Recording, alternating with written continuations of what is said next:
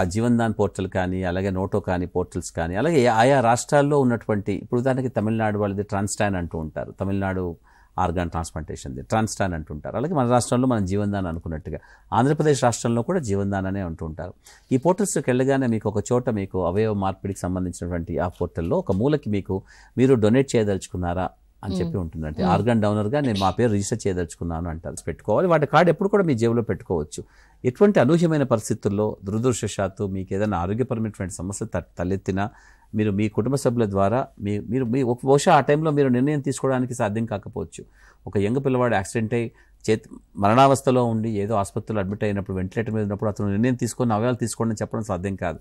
కానీ బ్రతికి ఉన్నప్పుడు మనం శారీరకంగా, మానసికంగా బలంగా, దృఢంగా ఉన్నటువంటి సందర్భంలో మనం తీసుకున్నటువంటి ఒక గొప్ప నిర్ణయం ద్వారా నేను ఆర్గాన్ డొనేట్ చేయడానికి నేను అర్హుడను, నేను ఆర్గాన్ డొనేట్ నేను సంపూర్ణంగా సమ్మతిస్తున్నాను అని చెప్పి ఉన్నటువంటి ఆర్గాన్ ప్లెడ్జ్ అంటుంటాం మనం. అంటే ప్రతిజ్ఞ చేయడం, నా అవయవాలు నేను దేశానికి డొనేట్ చేస్తున్నాను అని చెప్పి ప్రతిజ్ఞ చేసి ఆ డోనర్ కార్డులో మీ డీటెయిల్స్ అన్ని రాసి మీరు డౌన్లోడ్ చేసుకోవచ్చు.